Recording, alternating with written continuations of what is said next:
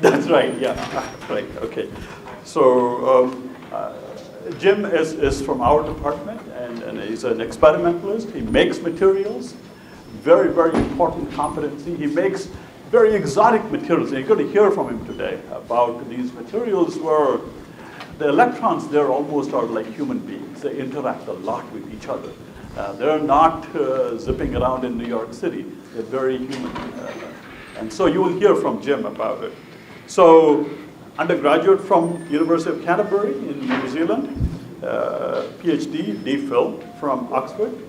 And he was a postdoc at SLAC with Ian Fisher for 2 years. Then he came here to Berkeley about 5 years ago. And I think it's been a fantastic addition for our faculty. And so I will not take a bunch of your time, Jim. Welcome, and look forward.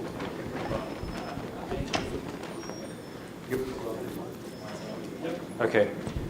All right, well, thank you for that introduction, Ramesh. Let me just switch some of these lights out. Is that good? All right. Okay.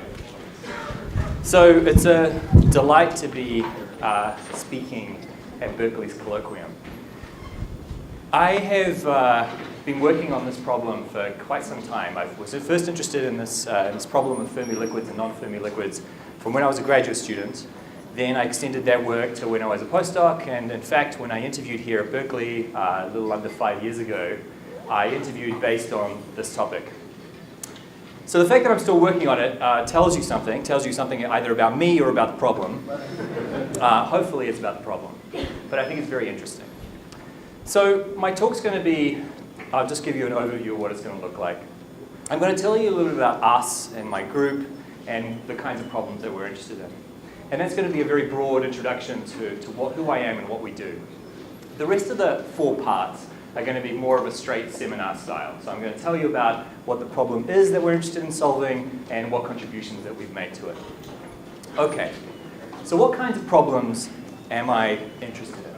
Well, the one problem that I would say I want to solve is what I would characterize as the Minibody problem. And to kind of understand what that means, it's more than a problem of just solving a system of many particles. A system of many particles could be, for example, the air in this room. But those were described as a gas. If you want to know what that simulation was, that's my cartoonist impression of non-interacting particles in a gas. The point is that that's not really a many-body problem, it's really many single-body problems. The idea of a many-body problem is when each of these bodies interacts. And what that means is that they exchange energy, they stick together, they repel each other, or whatever. And I was too lazy to make a simulation of this, but just to give you an idea of the difference between a gas and an interacting system, it's really the difference between a gas and a soup.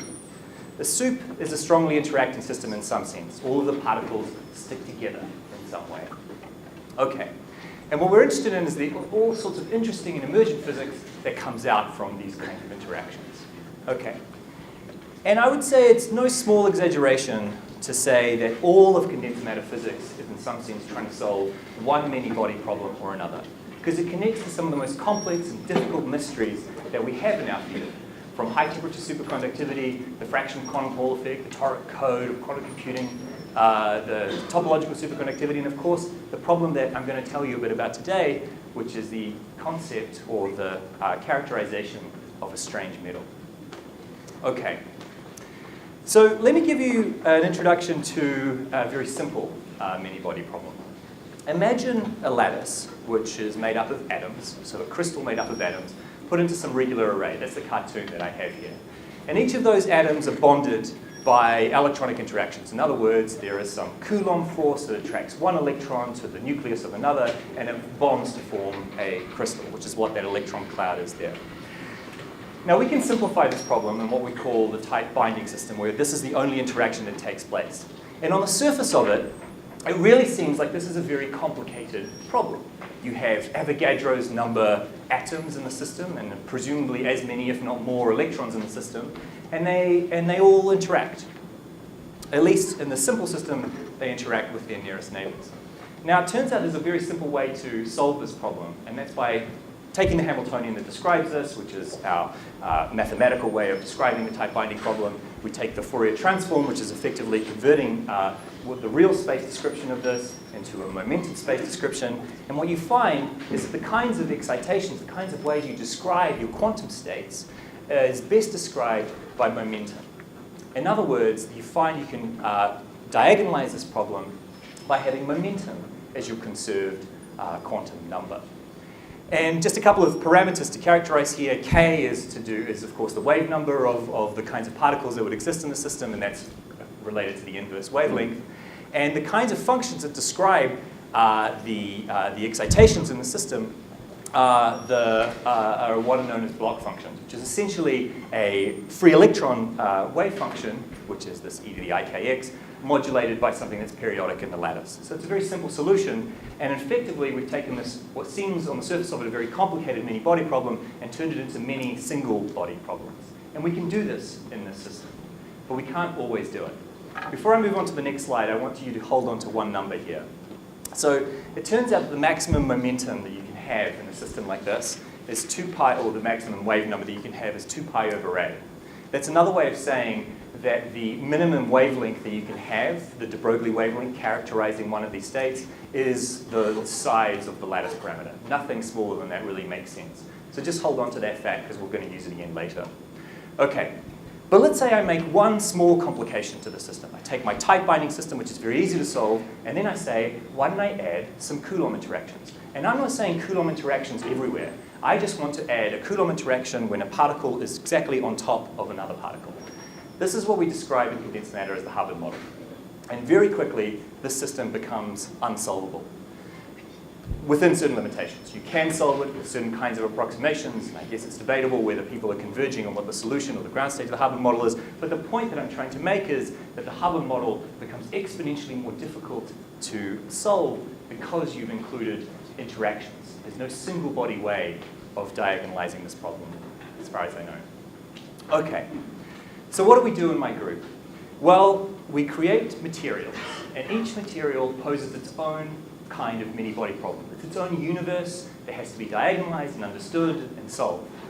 And the properties are the solution to the many-body problem. Whatever ground state the system is in, whatever properties we actually measure, that is what the solution actually is. And we do this in 3 different fields. We look at quantum magnetism, so exotic magnetic interactions, what I call quantum criticality, which relates to some of these exotic superconductors, and a new class of systems known as topological materials. Okay, and we have 3 components to our operation.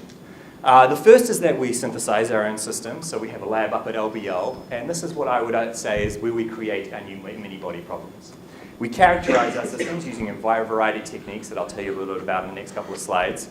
And this is where we try and understand what the many-body solution actually is, what the ground state of the system is. And then we have a very strong outreach and education component to our group where all of our members are involved, most of our members are involved in, where we try and communicate to people like your good selves why we think this problem is actually interesting. Okay, so just to give you an idea of the kinds of techniques that we do, we don't specialize in one specific technique. We take a material and we decide what technique is best to characterize and solve and understand that particular material. So one thing that we do, for example, is if we want to understand surface states and some topological materials, then we might want to make nanostructures out of these systems, which is what we often do using some of the nanofabrication facilities available here at Berkeley, where we essentially increase the surface to bulk ratio to get to their interesting surface states. In quantum magnetism, where now you're looking at exotic magnetic orders in the system, then transport might not be the appropriate probe, but scattering might be. You want to look at new changes to the translational symmetry of the system. So we go to X-ray facilities like Argon or LBL, and we characterize the systems using a number of X-ray techniques. And then finally, and what's most important for this particular talk, one of the facilities that we use is extreme magnetic fields. Now, one of the reasons why we do that is because we want to change some internal energy scale in the system. And high magnetic fields allows us to do that. And that's what I'll be telling you a little bit about as we progress through this talk. Okay, so we have, no matter how we've characterized the system, that's what we spend a lot of time doing. We'll find out what the ground state is and what its response functions would be, but we don't know what the many-body problem that results in those properties actually is. And that's the real problem that we want to get to. It's not just understanding what the ground state is, we also want to understand what that is the ground state of, and then say something about nature. Okay, so now with that introduction, let me take you to the more standard seminar part of the colloquium. In order to understand why a strange metal is strange, it's probably best that I tell you why a normal metal is normal. So I'll just give you a couple of interesting properties that are important to understand ordinary metallic behavior. And I guess the central part, which I think is the most bizarre thing about metals, is following theory that was proposed by a gentleman by the name of Paul Druder, which is one of the central assumptions that we make to understand metals. And the assumption is the following, that electrons in a metal behave like a free electron gas.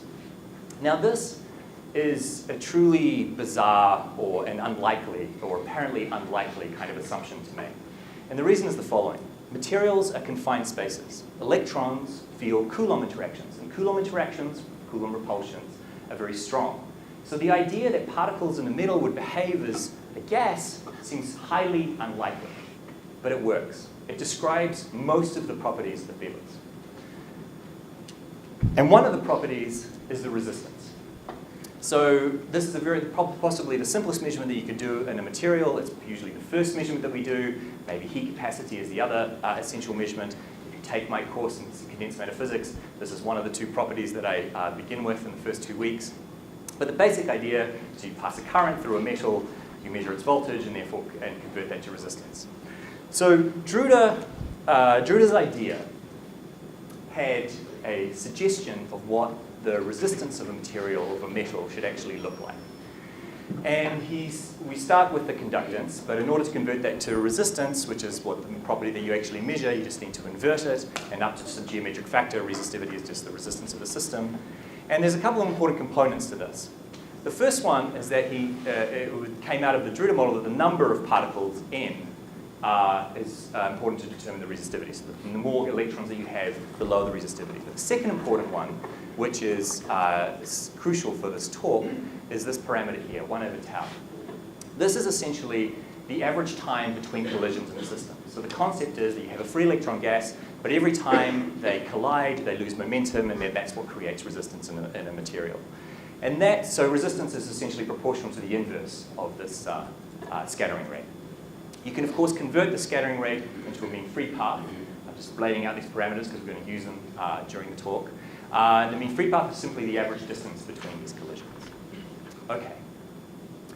So why does it work? Oops, too fast. Why does it work? Well, the reason why it works is connected to probably one of my favorite ideas from quantum mechanics. For those of you who haven't encountered it, it's known as the Diabatic Theorem. The concept is very simple.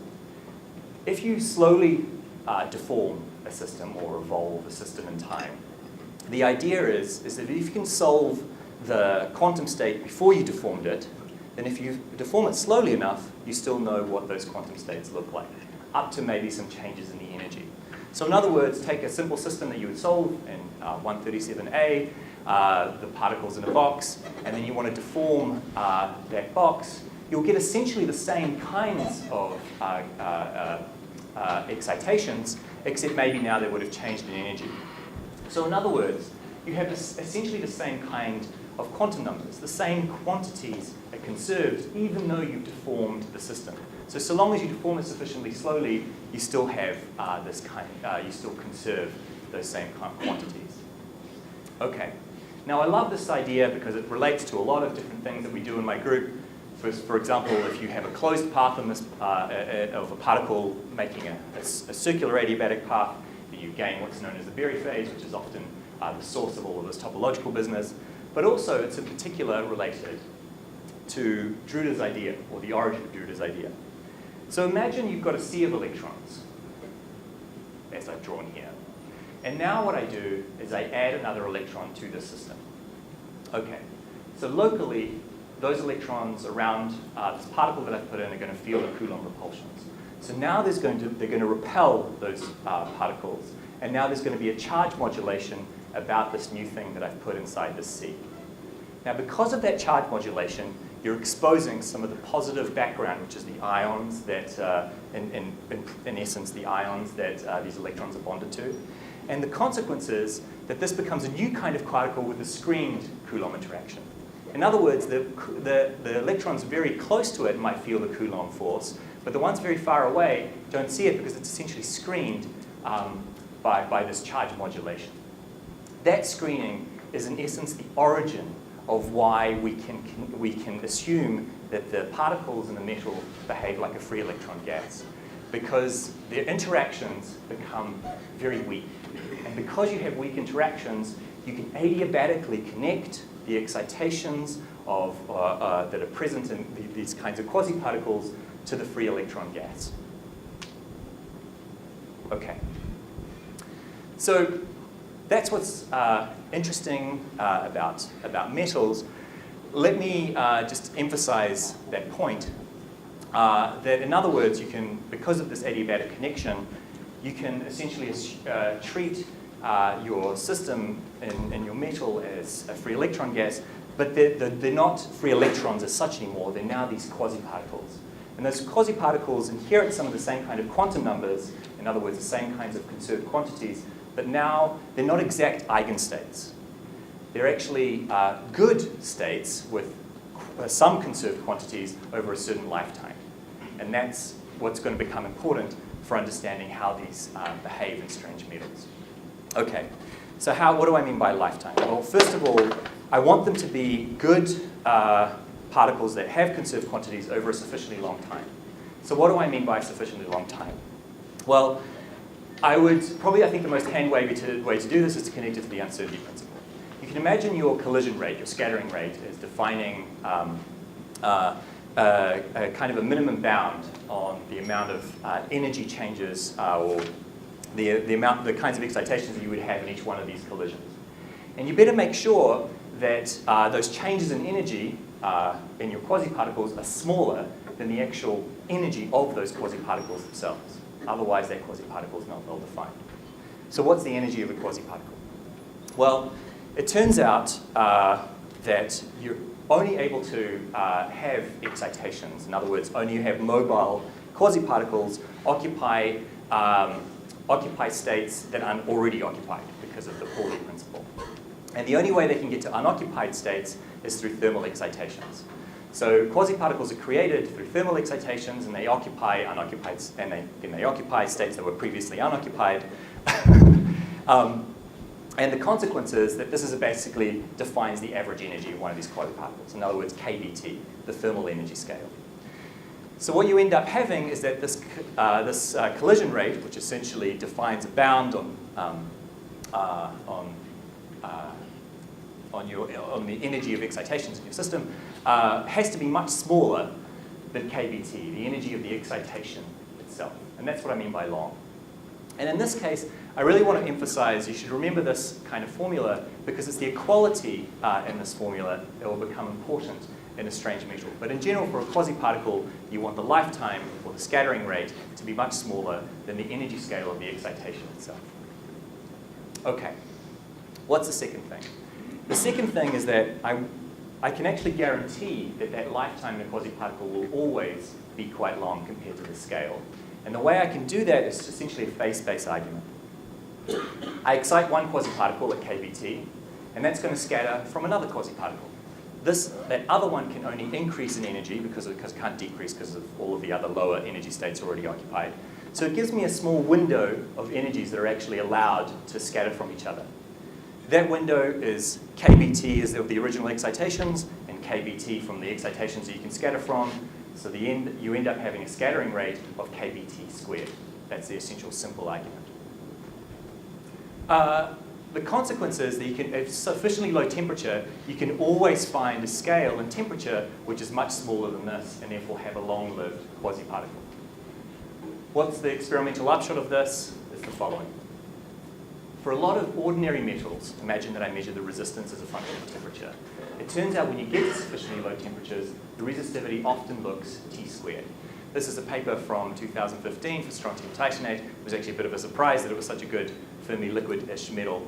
But this curve looks linear on this plot because this is plotted as T squared. But the concept is that at very low temperature, you get this phenomenology coming through in the actual experimental data. So that's a central property of ordinary metals. At low enough temperature, you expect this kind of resistivity. Okay, but now let me take you to another property of ordinary metals. What happens when the mean free path starts to approach the lattice spacing? Now this might happen at sufficiently large temperatures. So for example, I've already shown you that as a function of increasing temperature, you expect the collision rate to increase, and therefore the scattering rate to increase. And eventually, you can imagine you can get to mean free paths which become shorter and shorter and shorter until you reach a mean free path that is of the order of the lattice spacing itself. So what happens there? So now I want you to recall what happened on that second or third slide. We have a definition of what the maximum momentum allowed us in our system, or the minimum wavelength, de Broglie wavelength of our states. And that is, of course, set by the lattice spacing. So if the mean free path is of the order of the lattice spacing, what does that mean? It means that the particle scatters before it's even had a chance to really be a particle, right? Okay. So let me just convert, I'm going to go back to Druder's resistivity formula. This is what we had in those previous slides. I'm just going to convert that to momentum, first by multiplying by the mean free path and the Fermi velocity, and then finally extract this formula here. But it's the same formula, just a bit of algebraic manipulation. Now the idea is that when this is of the order of 1, it means that the de Broglie wavelength is of the order of the lattice spacing, this here. Which means that when that reaches 1, my definition of quasi-particles really doesn't make any sense anymore, so I get a bound on my resistivity, which is given by this number here. This is known as the Mott-Joffe-Regel limit. And the way it's manifested in experiments is in the following way. Here's a resistance of a system of an aluminum alloy, which is dirty. And as you increase the temperature, the resistivity increases. But then at high enough temperatures, you start to see it curve over. That curvature is when it's approaching the Mott-Joffe-Regel limit. It's exactly the point where the mean free path is approaching the lattice spacing.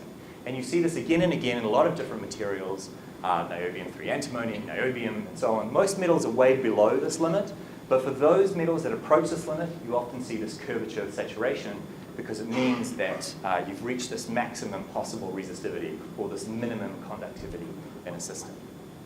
All right, so those are the two main things. Low temperature, T-squared resistivity, T-squared scattering rate. High temperature, you approach the Mott-Joffe-Regel limit. Okay, so what is strange about strange metals? This is the high temperature superconductor, one of the first. It's lanthanum copper oxide doped with strontium. All of these materials have some of the highest superconducting temperatures known. At ambient pressure, I think they still hold the record. I mean, they do still hold the record. And you notice a couple of interesting things from this curve. First of all, it's linear. It's not just linear, it's linear over all temperature scales that it's measured in. In fact, for a lot of these materials, it's T-linear down to the lowest possible temperature scales measured. So there's no regime, as far as we know, where they become T-squared. So that's one deviation from the normal metallic behavior. The second thing is that this is where the Mott-Joffe-Regel limit is. It doesn't care that the mean free path has in principle dropped below the lattice spacing. It goes through the Mott-Joffe-Regel limit with complete impunity, as if it wasn't even there. It still has this linear resistance. And if you converted this into our normal quasi-particle language, it would mean that the mean free path is now smaller than the lattice spacing. So in other words, with these two things gone, it seems like the quasi-particle concept is truly out the window. Now, this is not the only system that is showing that shows this kind of behavior. Here's another material, strontium ruthenium 07. Now, these formulas might seem all confusing. You don't have to remember any of them. The point is that this kind of behavior seems to be present in lots of different materials independent of their chemistry. So here you have resistance versus temperature curve taken at different constant fields.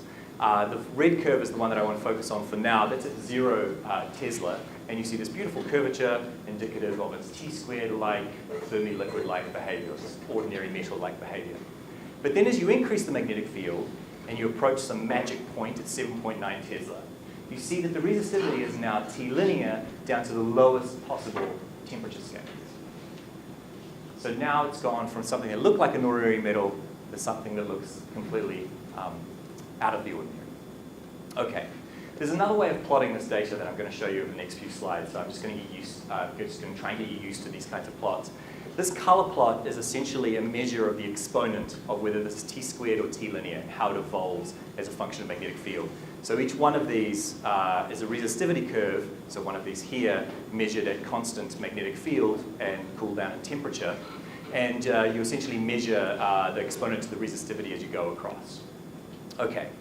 The idea is, as a function of magnetic field, you evolve from something that looks like an ordinary metal to something that looks like a out of the ordinary metal.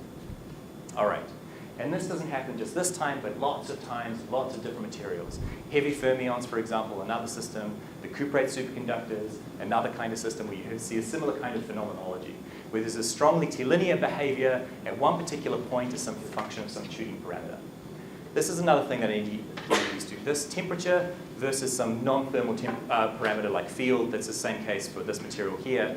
In the cuprates, though, this isn't magnetic field, but actually the doping. So the different composition of strontium. Okay. Which brings me to a second concept that I want to describe to frame the conversation. Each of these are a version of what we call phase diagrams in condensed matter physics. In other words, it's a description of the phase of the system as you cool it down in temperature, and you change some non-thermal parameter, cool it down in temperature again, see what's happened to that phase. And the idea is that, for example, as you dope the system or apply a magnetic field, you actually suppress some state as a function of this tuning parameter. So in our case, for example, it might be magnetism. The low temperature state might be a magnetic ground state. And as you cool it at low fields, for example, or low dopings, you'll get some magnetic transition just at this point. But then as you apply this parameter here, you suppress this transition down to zero temperature. The suppression to zero temperature is very important. This is what we call a quantum phase transition. This is what we mean when we say a quantum phase transition. It means that at zero temperature, you actually have a phase transition from one kind of state to the next. Now, we understand classical phase transitions fairly well. We understand that around their temperature, their critical temperatures, there are thermal fluctuations. What do I mean by thermal fluctuations? Well, you can think of this as precursors to the phase transition itself. There are correlations. For example, imagine a ferromagnet where at low temperatures you have all polarized spins. In the thermally fluctuating region, you can imagine that there are correlations between spins that change size as you approach the transition. But at low temperatures, these classical fluctuations must disappear. But what you are left with at zero temperature are quantum fluctuations. Fluctuations associated with the uncertainty principle itself. And the big difference between these and classical fluctuations is that they're fluctuations in time. Okay. And here comes the basic idea of how this might connect to these sort of phase diagrams. The concept is that you've now suppressed some energy scale in the system, the thing that's determining this phase transition down to zero temperature. Turn that energy scale to zero, and all you're left with is quantum fluctuations. They have no scale, no energy scale. And the result is that maybe this region of the phase diagram is actually inheriting the fluctuations in time that you see at this quantum critical point. And you can see there's a vague similarity between what you see in a lot of these materials when you plot their resistance versus temperature and magnetic field and what this phase diagram actually looks like. There's a crossover from one ordered state that looks Fermi-liquid-like to another state which also looks Fermi-liquid-like with this strong T-linear resistivity, perhaps indicative of the physics of this quantum critical point. Now, this is all a pretty hand-wavy argument, and I would say that there's still no clear theoretical path to go from the presence of a quantum critical point to T-linear resistivity, but that's certainly an argument that many have used, and they've used it for the following reason. But before I get to that reason, let me just tell you something that's important. It turns out that in all of these unconventional superconductors, high TC, ion connectide superconductors, the region where you see superconductivity is around where you actually have these quantum critical points, or these supposed quantum critical points. In other words, where you suppress these magnetic transitions to zero temperature, that seems to be where you always have some new phase appear, like high temperature superconductivity. So that's why it's exciting, because it might really connect to the solution to this very difficult problem. Okay, but how does it connect to the transport in the system? Well, at high values of this non-thermal parameter, we understand it's a very ordinary metallic system. But in this part here, you've suppressed this energy scale to 0 at the quantum phase transition. So now there's no energy scale in the system, except temperature. And the argument is that with no other energy scales to set parameters like scattering, maybe the only thing that's left is temperature, leading to a linear in temperature scattering rate. That's the basic idea. And it certainly is popular enough that there's enough evidence that seems to point to this kind of thing. But I would say that we're still working on making the connection theoretically firm. Okay. The materials that I'll be talking about today are the iron electrode superconductors. They're this complicated formula here, which again you don't need to remember. All you need to know that it has essentially the same kind of phenomenology. As you dope the material by replacing phosphorus with arsenic, it's not exactly doping, it's alloying, is more accurate. You have the strong region of T-linearity at some putative quantum critical point, and that critical point is associated with this quantum ordered transition, which gets suppressed to 0 at around this doping. So the same kind of phenomenology. Let me tell you one other thing that's interesting about these systems. From the resistivity as a function of temperature, I can also measure the gradient, right? Simple enough.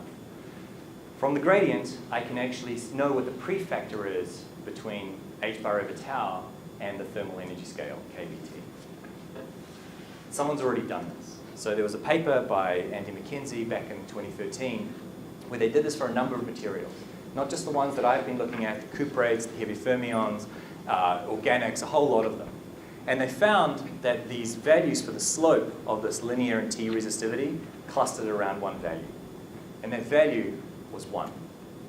In other words, for a range of these different materials, once you convert the resistivity to a real scattering rate, it seemed that there was an actual equivalence between h bar over tau and the thermal energy scale. And this is highly non-trivial. Transport is a very complicated object depending on usually the kinds of velocities in the systems, the microscopic nature of the scattering, whether it's electron-phonon, whether it's electron-electron, and so on. And yet, no matter what regime you are in, whatever kind of scattering is actually responsible for this, when you're in this T-linear regime, it seems that all material, or a lot of these materials, approach this one universal scale. H bar on tau is equal to 1 times kBt. Okay. All right. So, is there some other way? Maybe quasi-particles are not the right picture. Is there some other starting point that we can have that would give us an understanding of why you actually see these transport bounds in real materials? Okay, which brings me to our contribution. So what we've done is a very simple measurement. We have done simply a resistance measurement, but now applied a magnetic field. And we've applied a big magnetic field. So now the magnetic field is comparable in energy scale to the temperature itself. Okay, and this is the configuration. Magnetoresistance, if you thought resistance as a function of temperature was complicated, magnetoresistance is much more complicated. Why? Because now your paths of electrons going through a system are helical. So they're averaging, you're averaging your velocity as you go through this path. They have all sorts of skew scattering mechanisms. So there's nothing really universal about magnetoresistance at all. So if we see something universal, hint, that's probably what I'm going to try and bring you to. It's a highly non-trivial effect.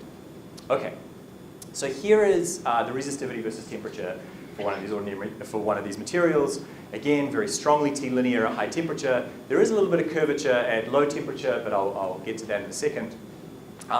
But this is what this system at this particular doping actually looks like. This is what the magnetoresistance looks like. So now I've plotted magnetic resistance versus magnetic field. And what you see here is the superconducting transition temperature. And as you increase the temperature of the sample, then that superconducting transition and field actually decreases. So that's what you're seeing there. But we did notice something else that I thought was interesting. If you're a sufficiently low temperature, and I agree the field window is small, it seemed to us that we saw some very strongly bilinear magnetoresistance. And as you go to increasing temperatures, then that's when you start to get some curvature. Now this seemed a little bit extravagant to think that there might be some connection between the two, especially since we had such a small field window. But we took it up to higher fields, By the way, these measurements are taken in very noisy environments, so it's very difficult to make truly beautiful curves. Although I would say my student Ian, working on this, has done some great work increasing signal to noise. But what we did is that we took this to 92 Tesla, and you can see that this linear magnetoresistance is actually present all the way up to the highest fields. To give you an idea of the energy scales required to actually produce these high fields, to produce 60 Tesla is about a stick of TNT. To produce 92 Tesla is a case of TNT. So when you do these experiments, you have to leave the room because the whole thing might explode and so on. But anyway, so we did this and we thought, okay, well, if there is a connection between the B linear resistivity that we see and the T linear resistivity present in these systems, then the two things should scale together, right? So this is the rho versus T for without any field. This is the same data that I showed you a second ago. What I'm going to do now is replot this data, normalizing the resistance to temperature, and then plotting it as this new renormalized energy scale, magnetic field divided by temperature. If there's a connection between the two, then you should see all of these curves scale together. And this is what it looks like. So this data here is the same as this data here. These curves are just where it goes to the superconducting state, but as soon as it's in the normal state, the metallic state, it seems that all of these curves form one universal relationship. And we thought that this was surprising and remarkable. Okay, so let's say there is a connection. Then you can make a very simple argument. Let's say that the argument that h bar over tau is equal to just kBt in the zero field state applies to the in field state. If that's true, then the simplest relation would be this, that h bar over tau would be equal to some scaling parameter beta multiplied by the energy scale associated with the magnetic field. Nu B is just the ball magneton, it's just the way we convert magnetic field to energy.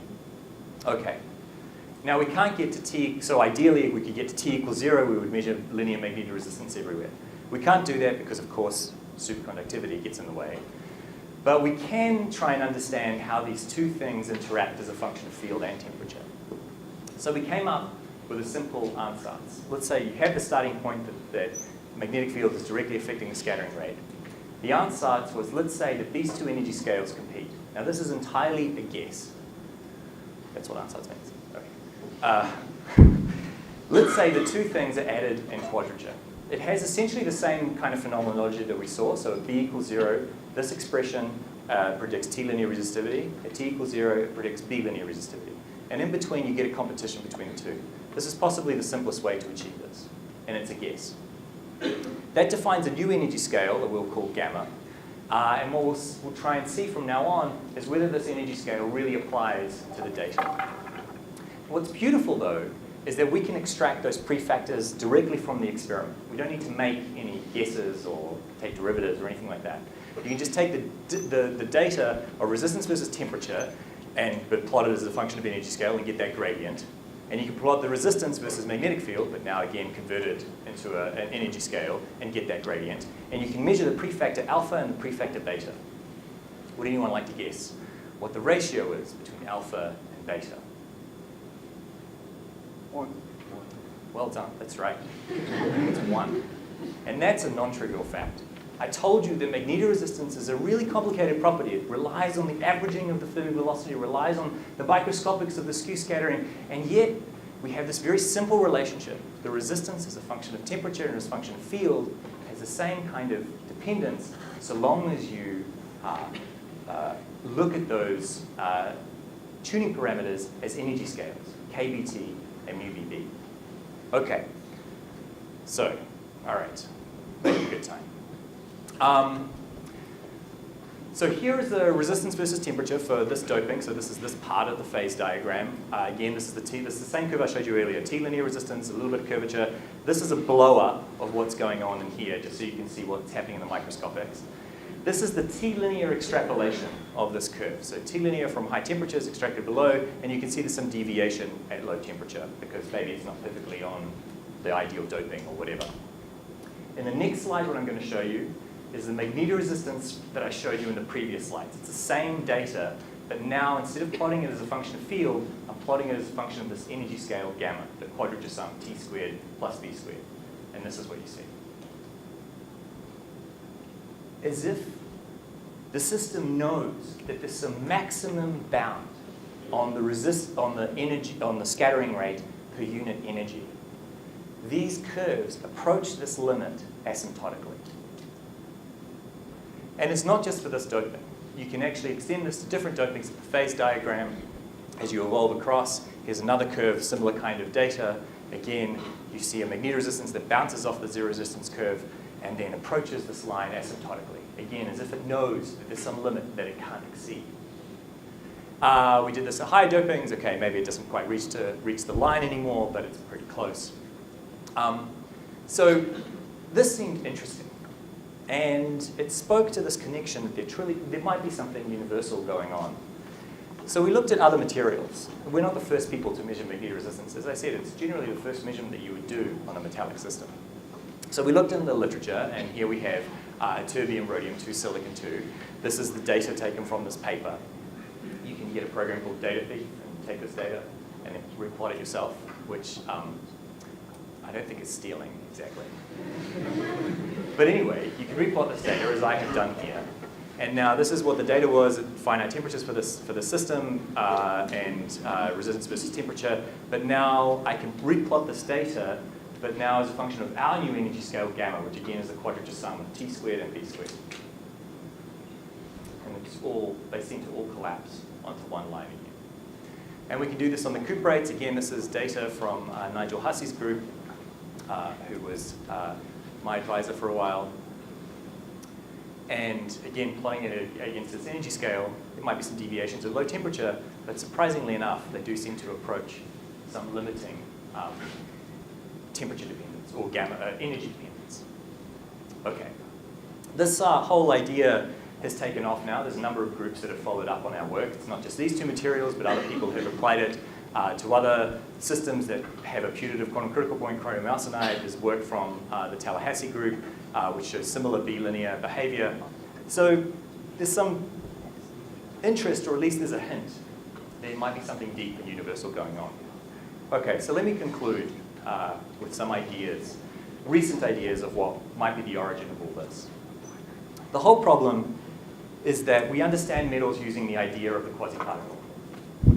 And in these materials, it seems like the quasi-particle really isn't the right starting point.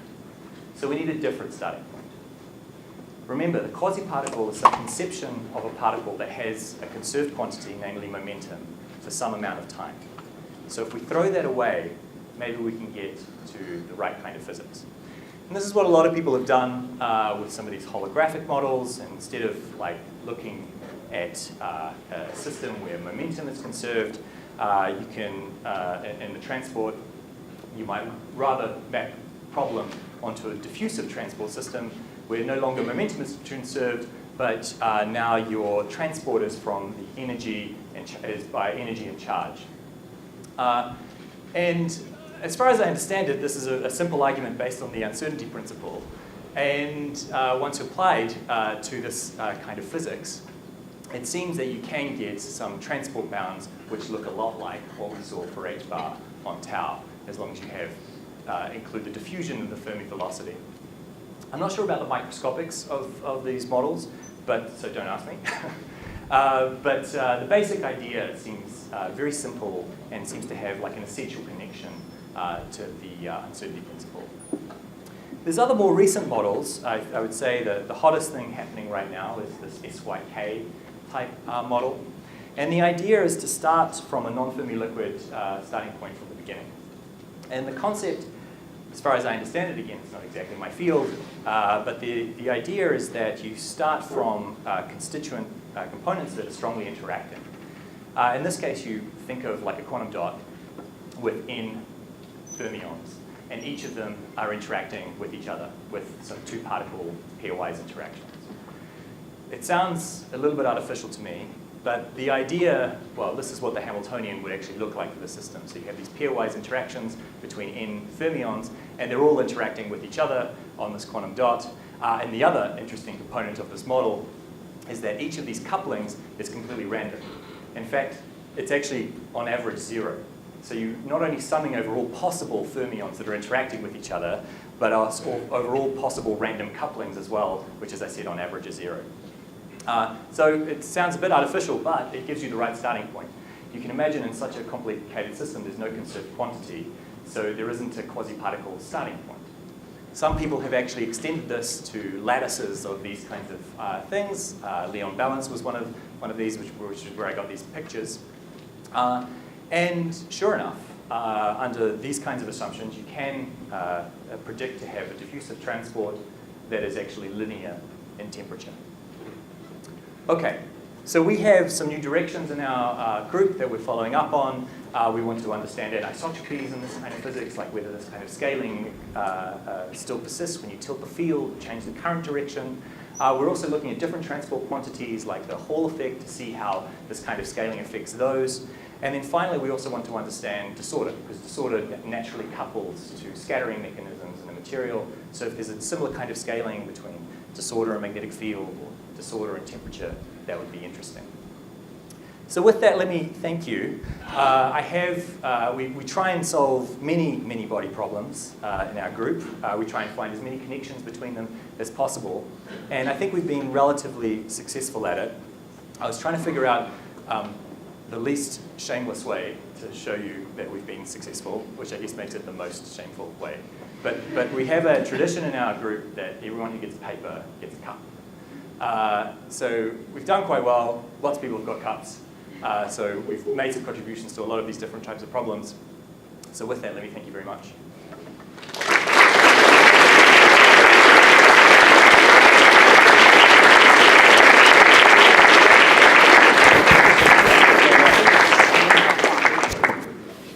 Much.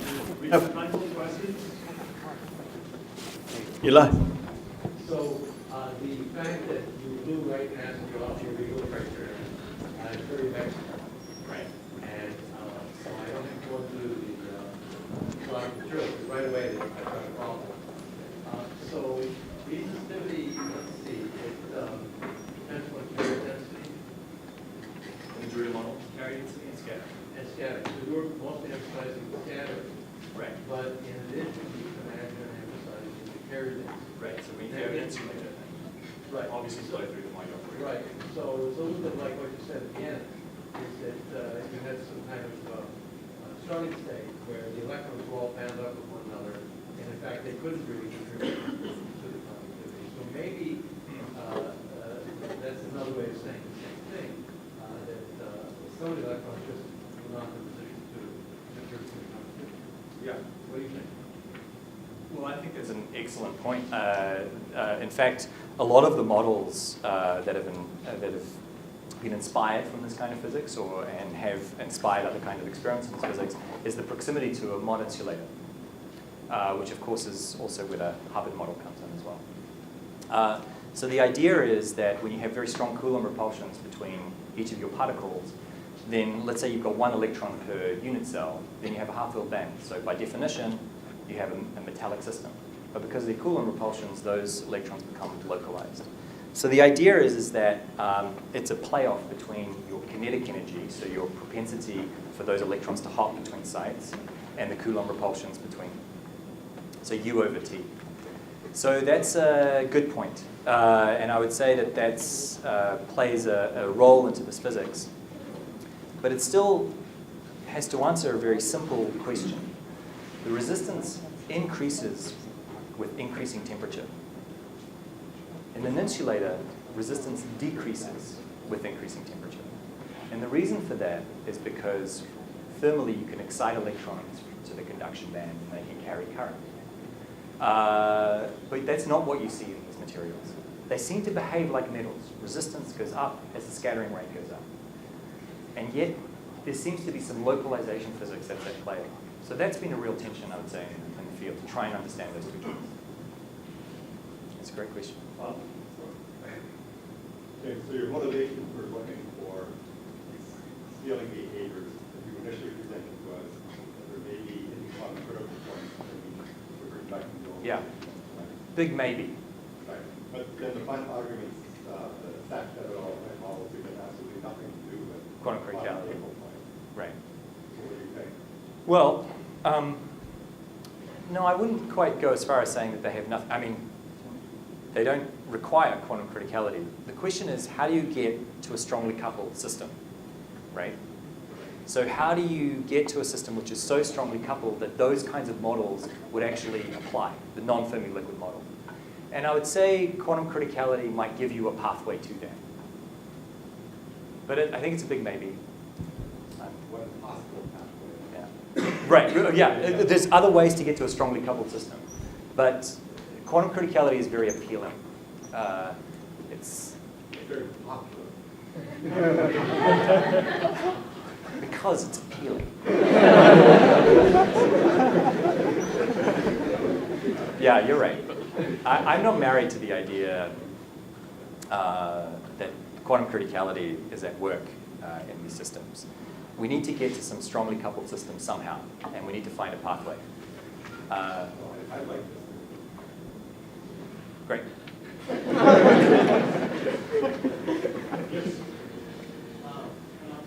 up on that point, what would be a dream system if you wanted to study strongly correlated systems? That's what I wanted to So are these the high degrees of Well, I guess, well, ideally, it's one where superconductivity doesn't get in the way. So, but then you're, then you're studying a problem in your brain, in a way. It's not a very interesting material if it doesn't superconduct. But that's not necessarily, but you can get to lots of the interesting physics, possibly. So we are working on materials where the energy scales are much smaller. So the problem with the cuprates is that TC is so high, like 30 Kelvin to 140 Kelvin. But with systems where the energy scale is smaller, but they still have the same kind of physics, then you have some hope of getting to those low temperature limits and do everything with low magnetic field and all of that. So one of the systems that we're trying to expand this phenomenology to are the heavy fermions, for example, where U over T is about the same as it is in the cuprates, but the absolute value of U and the absolute value of T is small. Similar with the organics.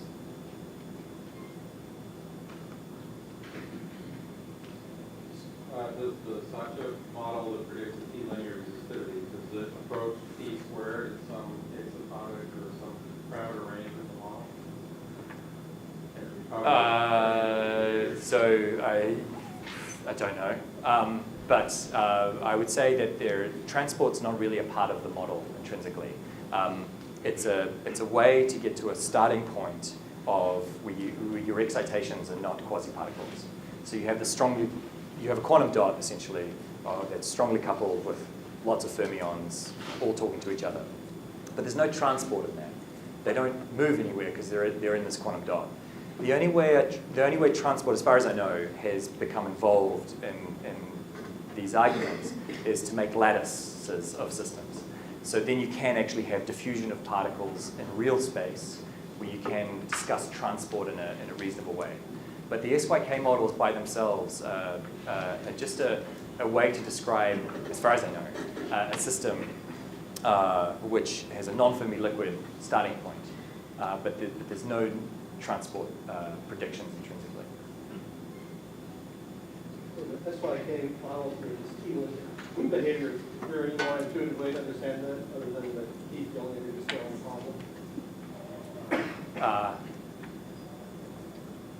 I barely understand the SYK model, so I'm not sure if I could answer that question well. So I don't know. It doesn't come from the uncertainty principle like some of these holographic connections have made, as far as I know. Sorry.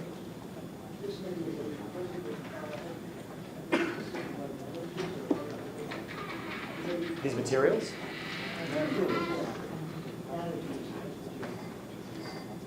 What about nanotubes as materials? I don't know of any, but the problem with Once you get to those sizes, is that you start to quantum confine the system. So you become, it doesn't make sense to, in some ways, to talk about, I mean, with nanotubes it's okay, but as you start to quantum confine the system, then you start to discretize your energy states, and transport becomes a slightly different beast. Yeah, but I have no idea if they showed similar kinds of Fermi liquid physics, or non-Fermi liquid physics. Is there an analogous behavior that you see with thermal transport? Yeah, that's a great question. That's something that we are working on right now. The short answer is yes, of course. So in thermal transport, there's two numbers that come into it. 1 over tau is one of them. So that's another way to measure the scattering rate. The second parameter, though, is the heat capacity, because thermal transport just depends on the carriers of energy. So this is very interesting, because the heat capacity depends on your degrees of freedom, and your degrees of freedom are determined by whatever the many-body ground state actually is. So I think, so now you have basically two things that are coupling to this non-Fermi liquid physics. One is the scattering, but then the second one is the kinds of carriers of energy. We're very interested in doing this. Other people have measured the thermal conductivity, and you do see, at least at low energies, similar kinds of like manifestations of T-linearity. But the problem is no one's been able to do this in high magnetic fields for us, which is what at the moment we're interested in. And it's just because the experiment is a relaxation experiment, so it takes a long time. But to do experiments in these high magnetic fields, you actually use pulsed fields. When I set a stick of dynamite, the time scale of the pulse is actually about how long it takes to blow up a stick of dynamite, about 8 milliseconds. So it's very difficult to do those kinds of relaxation experiments. But it's something we're very interested in. Let's take one last question. Yeah, so sort of going on from that question, it kind of surprised me that you do see a similar effect, because I would think that the thermal conductivity. Yeah, you're right. So, yeah, that's a good point. So, the point is, though, that diffusion is diffusion. So there's a very interesting experiment from a Stanford group, Aaron Capeltonic, where they were basically measuring thermal diffusivity in a lot of these correlated materials. And they do see T-linear-like behavior from their thermal diffusivity. They connect that to, because of both the value of it and also the temperature dependence, they connect it to the same origin as the T-linear resistivity. But how that works, I'm not sure. Yeah. Any other questions for Jim? He's going to be here local. Please join me in thanking him.